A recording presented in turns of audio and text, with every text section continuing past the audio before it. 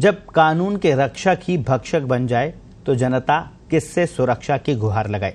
खाकी को शर्मसार कर देने का मामला आज सामने आया है भरतपुर से, जहां एक महिला का आरोप है कि जब वो न्याय की गुहार लगाने रुदावल थाने गई तो शराब के नशे में पुलिसकर्मियों ने न सिर्फ उसके साथ मारपीट की बल्कि उसके साथ गए एक साथी को भी पुलिस ने जमकर पीटा।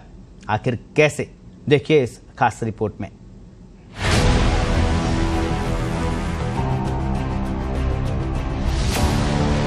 राज्य की गहलोत सरकार प्रदेश में महिला सशक्तिकरण के बड़े बड़े दावे करती है, लेकिन जमीनी हकीकत बिल्कुल इसके उलट नजर आ रही है।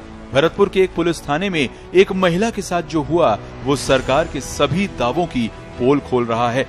पूरे मामले ने न सिर्फ खाकी को शर्मसार किया बल्कि पुलिस के गुंडाराज को भी सामने ला दिया। दरअसल एक महिला ने आरोप लगाया है कि जब एक मामले को लेकर वो न्याय की गुहार लगाने रुदावल थाने गई तो वहां मौजूद पुलिस कर्मियों ने उसके साथ शर्मनाक बर्ताव किया। रिपोर्ट दर्ज करना तो दूर, आरोप है कि उस महिला के साथ मारपीट भी की गई। इतना ही नहीं, महिला के साथ जो शख्स मौजूद था उसके साथ भी मारपीट की गई। आरोप ये भी है कि मारपीट के दौरान रुदावल थाने में पुलिसकर्मी शराब के नशे में थे। ऐसे में जिन्हें पुलिस की ओर से सुरक्षा दी जानी थी और रिपोर्ट दर्ज कर कार्रवाई करनी थी, पुलिस कर्मियों ने उन्हीं को ही सजा देकर दोषी बना दिया। भाई साहब कोई साथ नहीं कर रहा, भाई साहब से चले गए।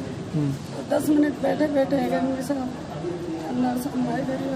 सुन लिया। उन्होंने कही कि तेरे क्या सुनेंगे, धक्के भर के बाहर लगा दे, मेरे को लात से मारने लगे, मेरी साड़ी खींच दी। फिर उसके बाद क्या हुआ? फिर मेरे भाई साहब आगे ऐसे बदतमीजी क्यों कर रहे हो, फिर भाई साहब उनको गिरफ्तार कर लिए। इनको मार पीटने लगे, 5-7 दारू शराब पी के। जब मामले की शिकायत एसपी तक पहुंची तो मामले की जांच के आदेश दिए गए।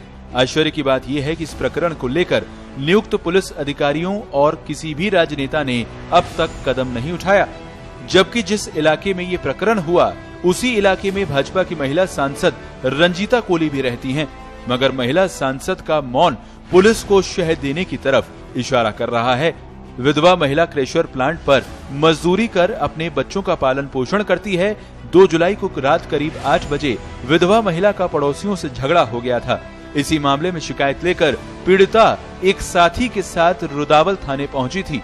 आरोप है कि थाने में एएसआई राजवीर, विजयपाल, नीरज मीणा, राजपाल और 2 से 3 अन्य पुलिसकर्मी मिले जो कि शराब के नशे में थे।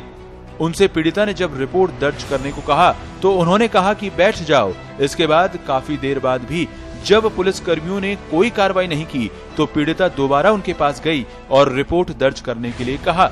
इतने पर ही पुलिसकर्मी भड़क गए।